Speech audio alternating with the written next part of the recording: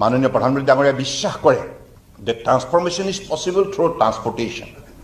সেইকাৰণে বিভিন্ন mode of ট্ৰান্সপৰ্টেশ্যনক অগ্ৰাধিকাৰ দিয়াৰ বাবে আজি আপোনালোকে দেখিছে যোৱা 11 বছৰে বগীবিল দলং, শদিয়া চৈখোৱা ব্ৰিজ পৰা আৰম্ভ কৰি যোগীঘোপা, এইফালে ভোমোৰাগুৰি, আকৌ ধুবুৰী ফুলবাৰী, ইয়াৰ উপৰিও আগন্তুক দিনত যিবিলাক প্ৰকল্প হাতত লোৱা হৈছে নুমলীগড়, গহপুৰ ইত্যাদি ইত্যাদি পৰা আৰম্ভ কৰি এলিভেটৰ কৰিডৰ কাজিৰঙা, নানা ধৰণে বিভিন্ন আজি আঁচনিবিলাক যাতায়াতৰ যোগাযোগ শক্তিশালী কৰাৰ বাবে ইয়াত দৃঢ়তাৰে ৰূপায়ণ কৰা হৈছে।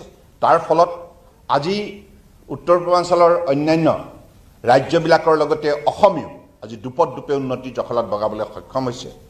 আজি অসমৰ বা উত্তৰ পূৰ্বাঞ্চলৰ ছাত্ৰ ছাত্ৰীসকলে, যুৱক যুৱতীসকলে বিভিন্ন কৰ্মপথাৰত জিলিকি উঠিছে আৰু আগন্তুক দিনত দক্ষিণ পূব এছিয়াৰ এটা গুৰুত্বপূৰ্ণ কেন্দ্ৰ হিচাপে, বাণিজ্যিক কেন্দ্ৰ হিচাপে উত্তৰ পূৰ্বাঞ্চলক গঢ়ি তোলাৰ বাবে মাননীয় প্ৰধানমন্ত্ৰী ডাঙৰীয়াই এক্টিভ পলিচিৰ যোগেদি এই কাম সম্ভৱ কৰাৰ বাবে যিখিনি ব্যৱস্থা হাতত লৈছে ই অত্যন্ত উৎসাহজনক। গতিকে অন্যান্য মন্ত্ৰালয়ৰ লগতে আমাৰ মন্ত্ৰালয়কো নিৰ্দেশ দিছে যে জলমাৰ্গ বিকাশৰ যোগেদি, অৰ্থাৎ আমাৰ যিটো ইনলেণ্ড ৱাটাৰৱেজ আছে ইয়াৰ যোগেদি যোগাযোগ ব্যৱস্থাটো শক্তিশালী কৰি তুলিব লাগে, যাতায়াত ব্যৱস্থা শক্তিশালী কৰি তুলিব লাগে। আৰু সেই নিৰ্দেশনাৰ ওপৰত ভিত্তি কৰি আজি আপোনালোকে দেখিছে যোৱা 11 বছৰে বিশেষকৈ ইনলেণ্ড ৱাটাৰৱেজত যিখিনি গ্ৰোথ হৈছে এইখিনি অত্যন্ত এক্সাম্পলাৰী গ্ৰোথ হৈছে।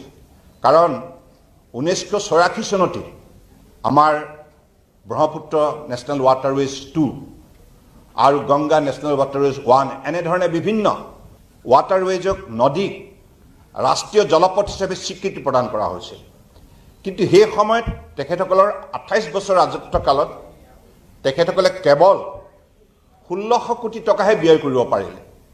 গোটেই 28 বছৰ তেখেতসকলৰ শাসনকালত তেখেতসকলে কেৱল ইমান সংখ্যক নদী আছিল যদি ভাৰতবৰ্ষত কেৱল 5খন নদীক তেখেতসকলে স্বীকৃতি প্ৰদান কৰিছিল আৰু 3খন নদীকে অপাৰেশ্যনেল ইনলেণ্ড ৱাটাৰৱেজ হিচাপে, নেশ্যনেল ৱাটাৰৱেজ হিচাপে তেখেতসকলে ব্যৱহাৰ কৰিবলৈ সক্ষম হৈছিল। কিন্তু ইয়াৰ পৰিৱৰ্তে যোৱা 11 বছৰত 5খনৰ পৰা 106খন নদী নেশ্যনেল ৱাটাৰৱেজ এক্ট 2016ৰ জৰিয়তে আৰু 106খন সংযোজন কৰি পেলাই 111খন ৰাষ্ট্ৰীয় জলপথ হিচাপে স্বীকৃতি প্ৰদান কৰা হ'ল।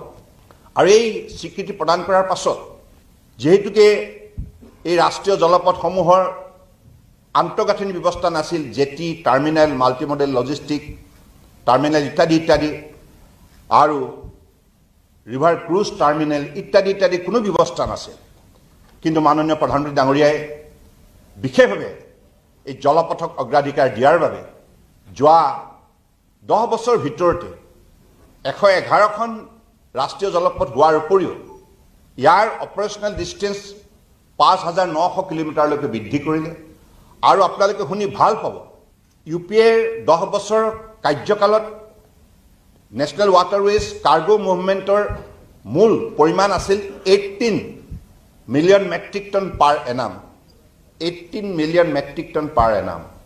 কিন্তু সঠিক সিদ্ধান্ত, নীতি আৰু পৰিকল্পনা আঁচনি ৰূপায়ণ কৰাৰ বাবে 6000 কোটি টকা ব্যয় কৰি ইতিমধ্যে আজি এই 18 মিলিয়ন মেট্ৰিক টনৰ পৰা এতিয়া 145 million metric ton cargo handling capacity বৃদ্ধি কৰা হ'ল ৰাষ্ট্ৰীয় জলপথৰ যোগেদি। ইয়াৰ যোগেদি আটাইতকৈ ডাঙৰ লাভান্বিত হৈছে খেতিয়ক সমাজ আৰু সৰু সৰু ব্যৱসায় বাণিজ্যৰ লগত জড়িত থকা লোক, যিসকলে কম পইচাতে তেখেতসকলে নাৱেৰেদি তেখেতসকলৰ সামগ্ৰীবিলাক এঠাইৰ পৰা আন ঠাইলৈ পঠিয়াব পৰা হৈছে। আৰু ইণ্টাৰনেল ট্ৰেড অৰ্থাৎ বেপাৰ বাণিজ্যৰ ক্ষেত্ৰত তেখেতসকলে বিশেষভাৱে লাভান্বিত হৈছে।